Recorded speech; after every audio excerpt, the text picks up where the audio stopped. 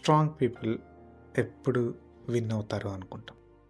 Powerful people, బలమైన వాళ్ళు, ఇలా ఉండేవాళ్ళే ఎప్పుడు విన్ అవుతారు అనుకుంటాం. కానీ తగ్గింపు కలిగిన వాళ్ళు, వినయం కలిగిన వాళ్ళు తుదకు విన్ అవుతారు. అది ఎలా అంటే, ఎప్పుడైనా ఒక వైల్డ్ హార్స్ ఉందనుకోండి, అడవి గుర్రం. అది చాలా బలంగా ఉంటుంది. దాన్ని పట్టుకోవడానికి చాలా ప్రయత్నిస్తారు. అయినా దొరకదు. త్వరగా పరిగెడుతుంది. మరి తిరిగి కొడుతుంది కూడా. అయినా దాన్ని పట్టుకొని ట్రైన్ చేసినప్పుడు దాని బలాన్ని అది కోల్పోదు. కానీ దాని బలం అలానే ఉంటుంది. కానీ డిసిప్లైన్డ్గా, కంట్రోల్డ్గా ఉంటుంది. తగ్గించుకొని ఉంటుంది. అలాగే దేవుని రాజ్యంలో ఒక మాట ఉంటుంది. ఏంటంటే మాథ్యూ 5:5లో సాత్వికులు ధన్యులు, వారు భూమిని స్వతంత్రించుకుందరు అని. దేవుడు ఈ మాట చక్కగా చెప్తున్నాడు.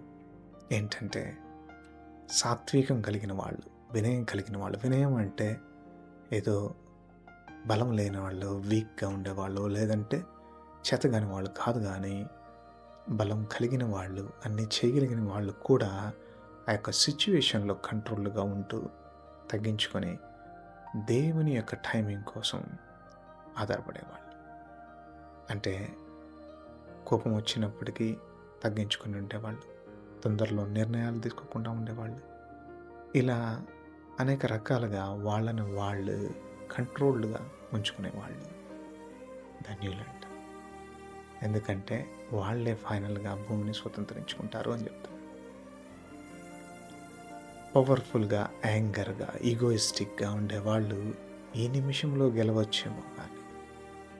కానీ మీరు సాత్వికం కలిగి ఉండినప్పుడు ఎటువంటి స్థితిలోనైనా నెమ్మది కలిగి రేపటి దినాన భూమిని స్వతంత్రించుకునేవారుగా ఉంటారు అని దేవుడు వాగ్దానం ఇస్తున్నాడు. అటువంటి సాత్వికులుగా ఉండటానికి ప్రయత్నించండి.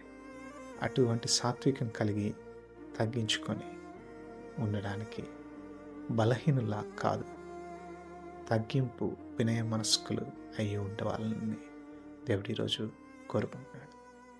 దేవుడు మిమ్మల్ని దీవించును గాక.